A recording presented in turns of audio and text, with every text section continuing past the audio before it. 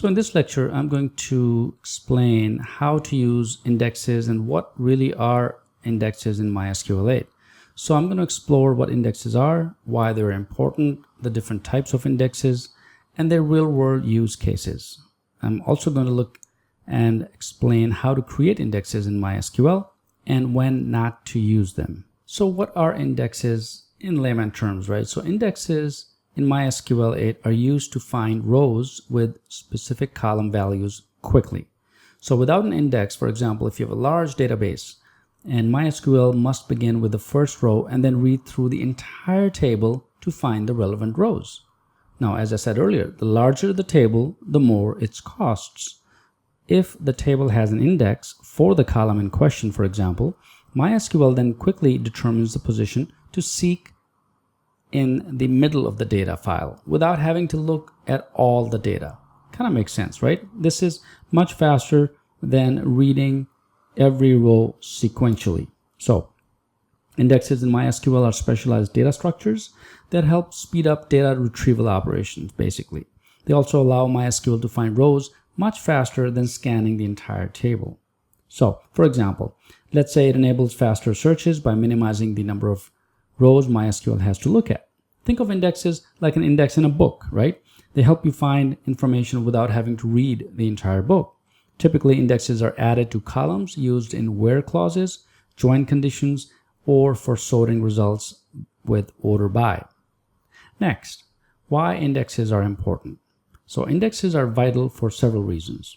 First, they significantly improve query performance by reducing the time it takes to locate specific rows in a table. This is especially important when working with large data sets.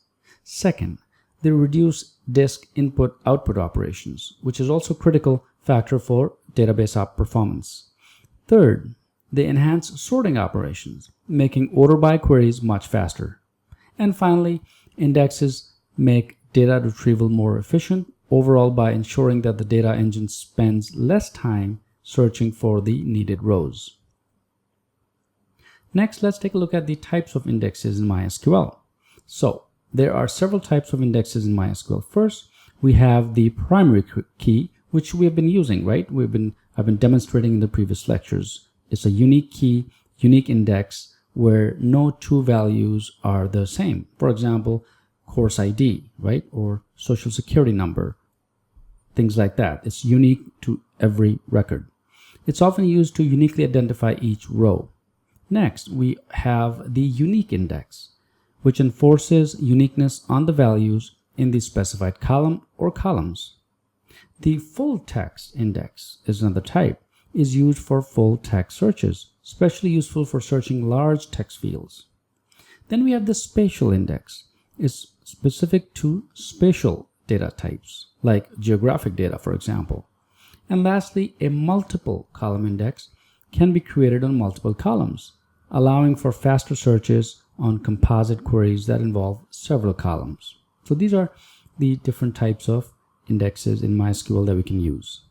Next, let's take a look at the query optimization with indexes, right? So let's look at a practical example of how indexes can improve query performance. So imagine a students table with 100,000 rows, and you frequently search for students by their student ID. Now, without an index, MySQL would have to scan the entire table to find the student, which would take time. By creating an index on the student ID column, the database can quickly locate the row. The query would now be optimized, significantly improving performance. The command that you would actually use, and this could be your homework too, and I'm going to demonstrate later as well, create such an index is create index on student ID on students, referring to a unique student ID. Okay, so this is the SQL syntax that you can actually use.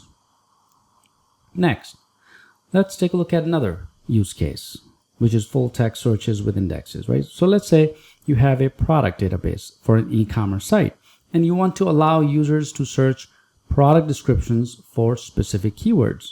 Now, once again, without an index, searching through thousands of product descriptions would be very, very slow. So by using a full text index on the description column, you can dramatically improve the performance of these searches. The full text index is ideal for full text searches involving large text fields. To create such an index, you would simply run the create full text index and then index description on product description. Okay, so this would be a full text search with indexes. Next, let's take a look at how to create indexes, right? So creating indexes in MySQL is straightforward. You can use the create index statement to create a new index on a column or group of columns. For example, create index name on table name or column name, right? Creates an index on a specific column. On the other hand, alternatively, you can add an index to an existing table using the alter table statement. For example, you can use alter table, give it a table name, add index, and then index name on that column. This flexibility allows you to add indexes when necessary to optimize queries. Next, when not to use indexes. So while indexes offer many advantages, as we have already seen, there are times when you should not use indexes. So indexes on a small table provides minimal performance improvement since the table can be scanned quickly without one. For example, in our demonstration, we have, let's say, only 5 records, right? Or 5 rows. Well, indexing is not required. But if you have a large table with 100,000 or 200,000 rows, that's when you would get into indexes, right? So once again, on small tables, it's minimal performance, and because the table can be scanned quickly without an index. Indexes can also slow down performance on tables with frequent insert, update, or delete operations. And the reason here is because maintaining the index structure requires additional processing. For example, if you have a column with large number of unique values, indexing it may not yield significant performance benefits because MySQL still has to scan the significant portion of the index. All right, next. So in conclusion, indexes are a powerful tool for optimizing database performance, particularly for large data sets. They improve the speed of data retrieval, sorting, and filtering, while also reducing the disk input-output operations. However, indexes should be used thoughtfully. Unnecessary indexes can slow down the database performance, especially for tables that are write-heavy. By understanding the importance and proper use of indexes, you can make your MySQL databases more efficient and responsive. I hope this helps. Let me know if you have any questions. With this, let's move to the next lesson.